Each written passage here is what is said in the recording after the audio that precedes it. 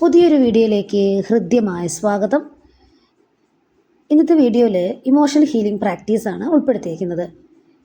നിങ്ങളുടെ പഴയ വേദനകളും മുറിവുകളും ഭയങ്ങളും കുറ്റബോധവും ദുഃഖവും കോപവും നിരാശയും സാവധാനത്തിൽ വിട്ടയച്ച് മനസ്സിന് ശാന്തിയും സ്വാതന്ത്ര്യവും നൽകുന്ന ഒരു പ്രക്രിയയാണിത്. ദിവസവും 10-15 മിനിറ്റ് നിങ്ങൾ ഈ പ്രാക്ടീസ് ചെയ്യുക.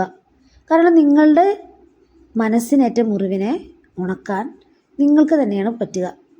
അപ്പോൾ ശാന്തമായി സ്വസ്ഥമായ സ്ഥലത്തിരുന്ന് വേണം നിങ്ങളിത് പ്രാക്ടീസ് ചെയ്യാൻ. ശാന്തമായിരിക്കാം. 2 മിനിറ്റ് കണ്ണുകളടച്ച് പതുക്കെ ശ്വാസം എടുക്കുക. ശ്വാസം ഉൾക്കൊള്ളുമ്പോൾ മനസ്സിൽ പറയുക, ഞാൻ ശാന്തയാണ്.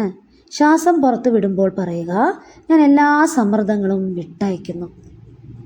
എന്നിട്ട് സ്വയം ചോദിക്കുക, ഇപ്പോൾ എനിക്ക് എന്താണ് അനുഭവപ്പെടുന്നത്? ഈ വികാരം എവിടെ നിന്നാണ് വന്നത്? ഞാൻ ഈ വികാരത്തെ സ്നേഹത്തോടെ സ്വീകരിക്കുന്നു.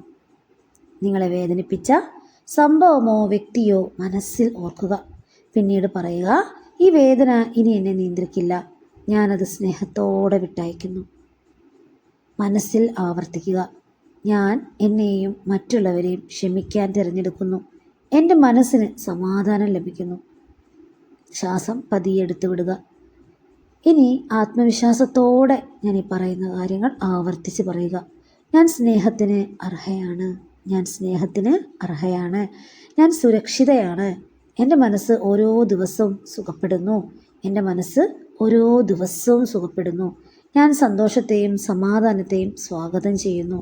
ഞാൻ സന്തോഷത്തെയും സമാധാനത്തെയും സ്വാഗതം ചെയ്യുന്നു. എൻ്റെ ജീവിതത്തിൽ നല്ല മാറ്റങ്ങൾ സംഭവിച്ചുകൊണ്ടിരിക്കുന്നു.